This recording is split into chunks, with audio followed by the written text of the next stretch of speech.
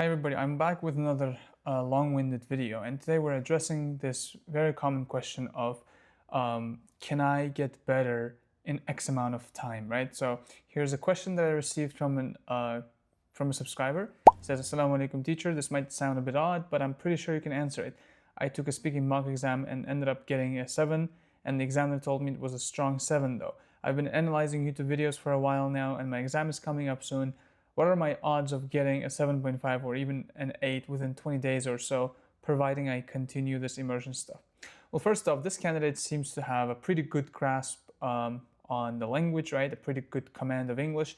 So it's safe to say that the mock examiner was correct in giving them a 7. But whatever score there is that you think that you are at right now, right? Like you might think that you're at a particular level right now, and you obviously have this question of how can I get to a particular level, okay? Let's say your current score is 7, like the candidate in question, and how can you get 7.5 or 8, right? Well, the question is actually framed even not to ask me how they can get 8 or something, right? But the question itself is interesting. Can I get 7.5 or 8 within 20 days, right? And I have so many other students who address me with the same question, okay? Who approach me with the same question, come up to me and say, hey teacher, can I get 7 if I finish your course, right, in 3 months? Or does this course help me score 7?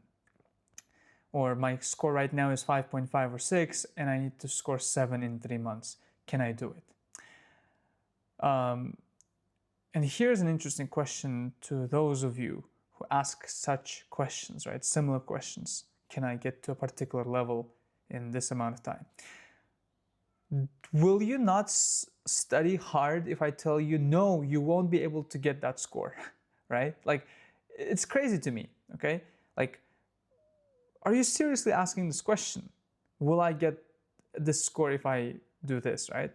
Like, who am I to tell you that you will get that, right? Like in theory, yes, it might be possible, right? Like, yeah, I could give you my answer as a teacher, as a language learner, and as an expert, so-called, and tell you, well, yeah, you can get 7. You know, realistically speaking, it takes 200 hours of guided learning with a teacher to go from one level to the next, right? So let's address that right now. In theory, yes, you can go from one level to the next in a particular period of time. What is that amount of time? So I could show you my screen right now and tell you how it works, right? Just a second.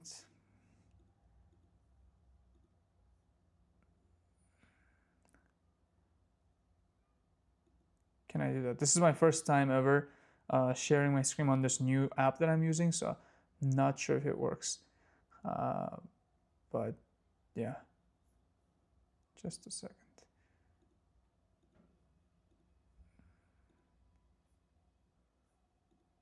Okay, you should be able to see my screen now.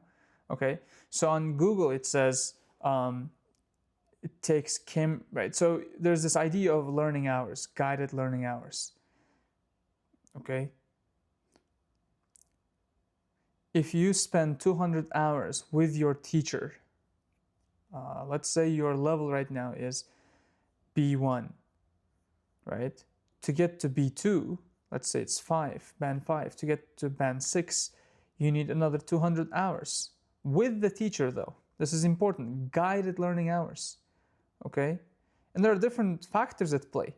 Your language learning background, how often you study, how hard you study, how much time do you spend on English outside classroom, okay?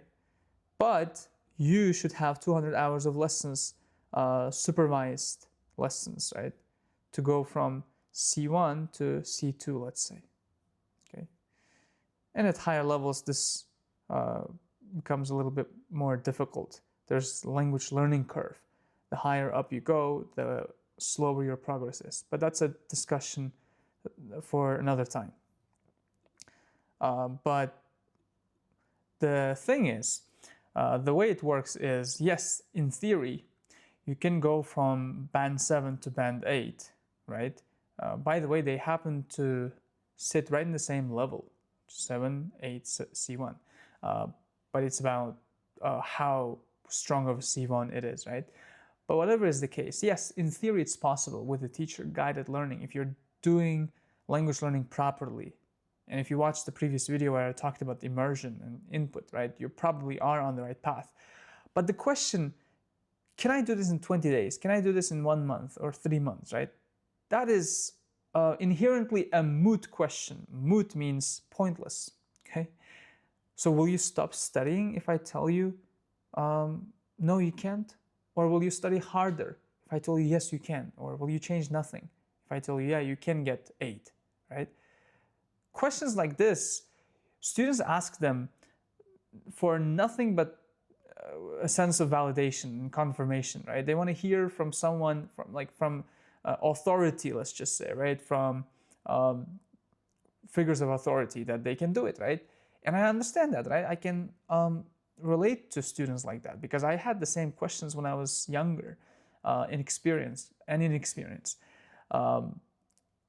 Yeah, it's only natural to want to ask questions like that. But let me tell you guys, if you're watching this, right, for those of you who ask questions like that, who have questions that are similar, you cannot control, right, what's beyond your control. You cannot control what score you're going to get, honestly. Yes, in theory, you could go from C1 to C2 or B1 to B2, right, from one language level to the next in 200 hours. But are you really going to put in that amount of time? Right?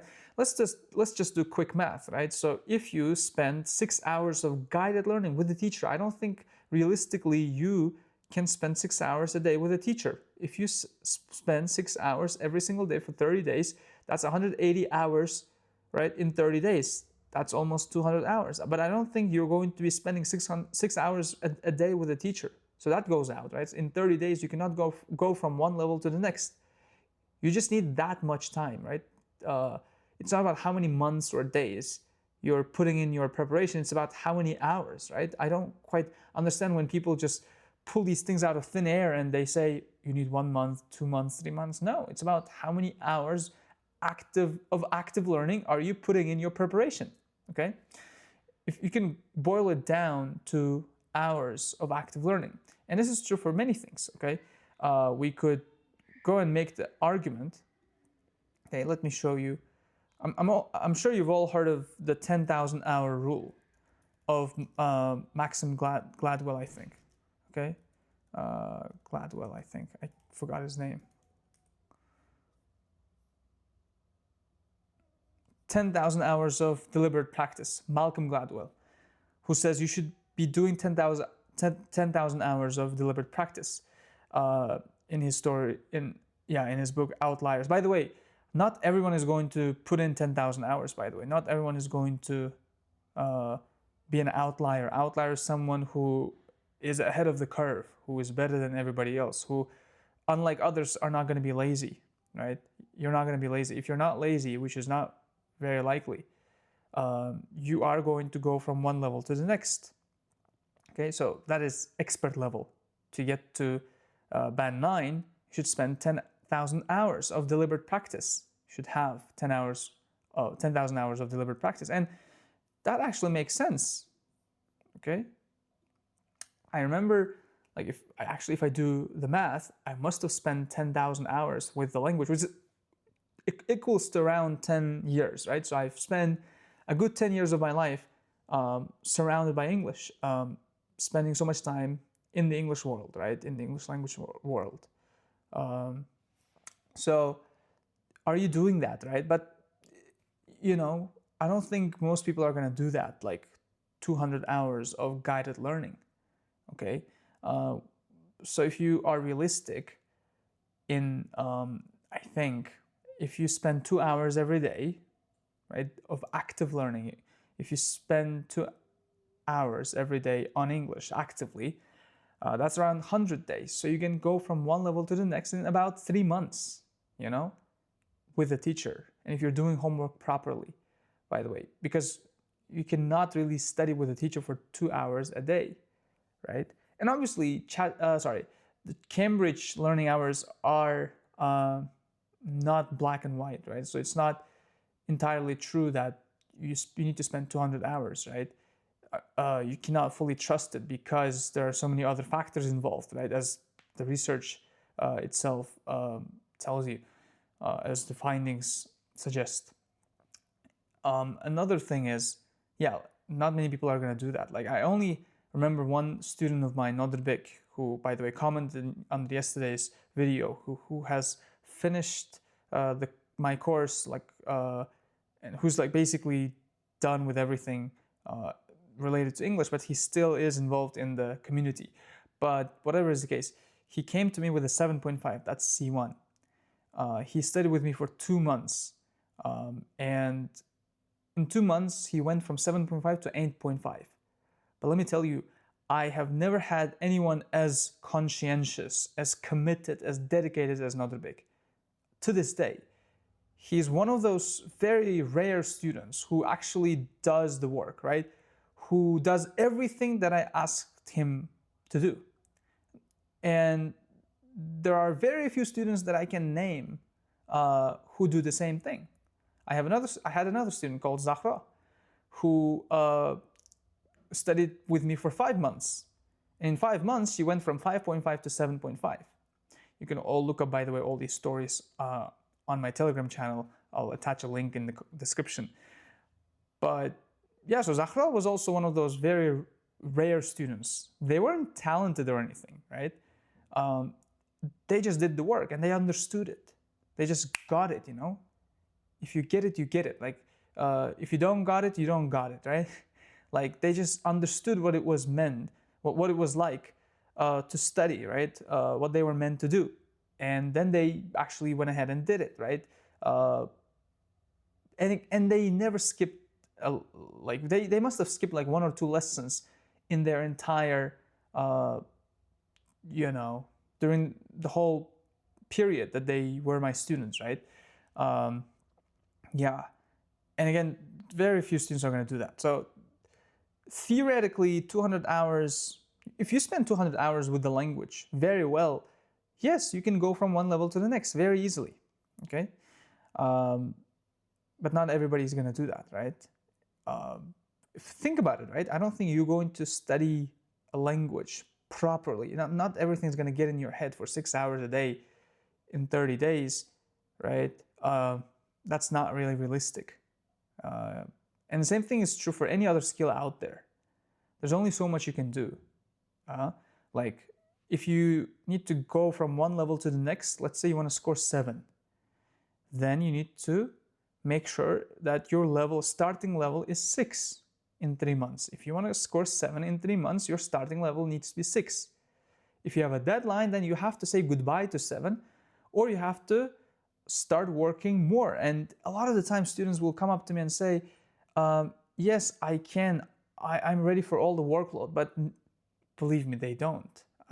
Really, when the time comes, they don't show up. I have had many, many stories like that where the student simply dunks. The student simply chickens out at the last minute. They never really go through with the whole plan, and they never really follow through, right?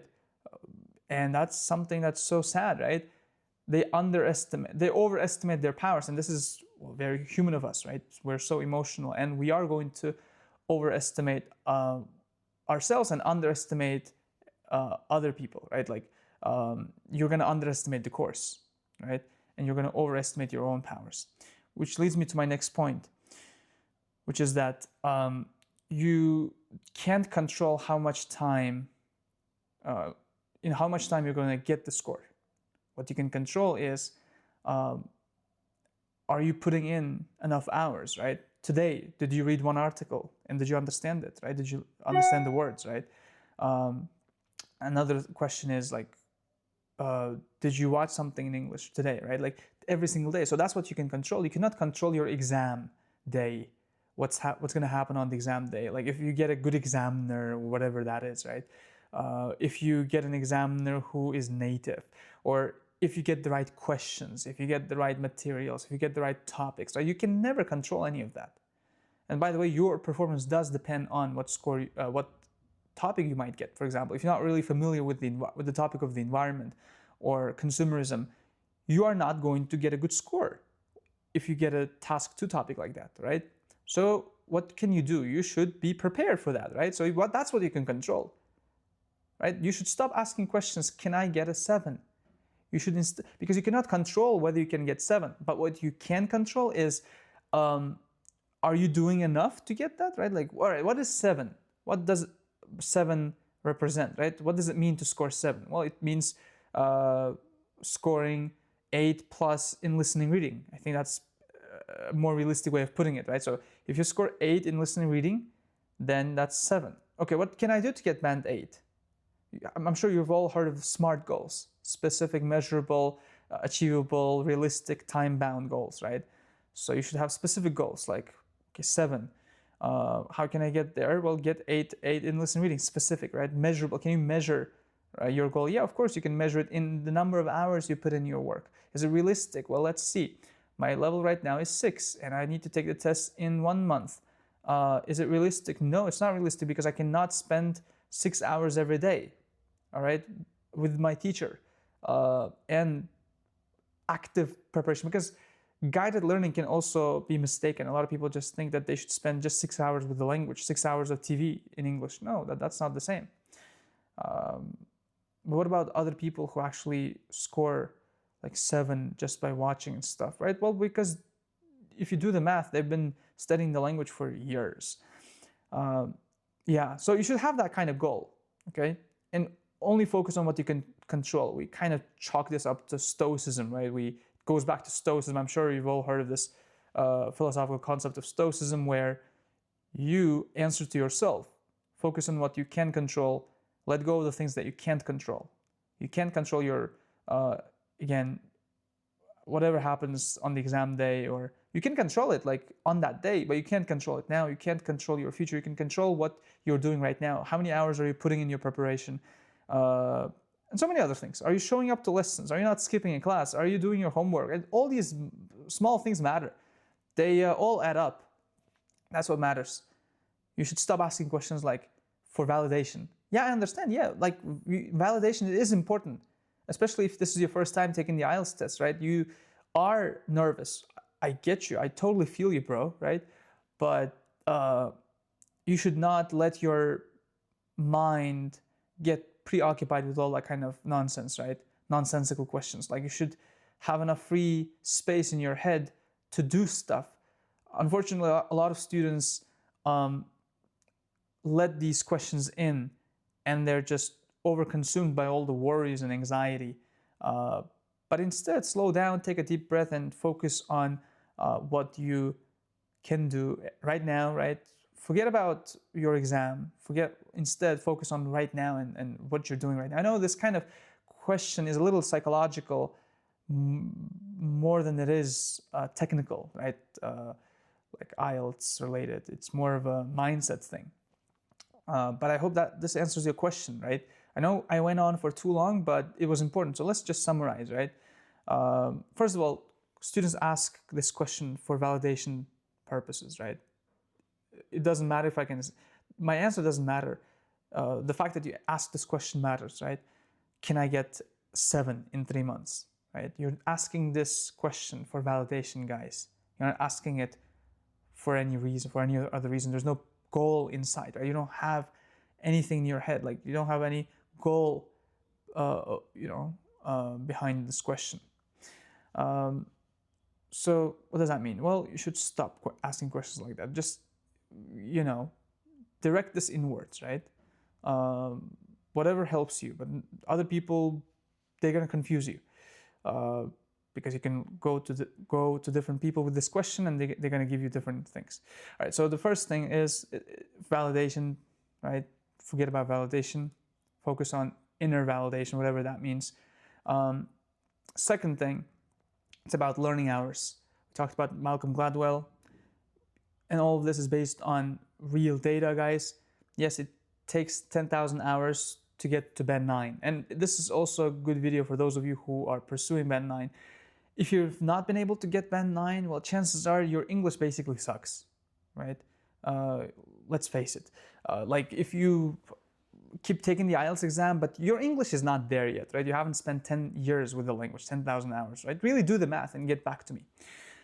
Next thing, 200 hours of learning with a teacher is to go from one level to the next, right? That's guided learning hours from one level to the next. Are you really doing that, right? Second thing, setting realistic goals, right? And really working your way up there by compartmentalizing, by focusing on what you're doing every day, right? So you have a goal, right? Reverse engineer that goal. Go backwards. So that's 7. How do I get to band 7? Well, 8 in listening and reading, and 6 in writing speaking. Okay, how do I get there? Right, reading article every day, studying the vocabulary there, like focus on that kind of stuff, right? You should have a system.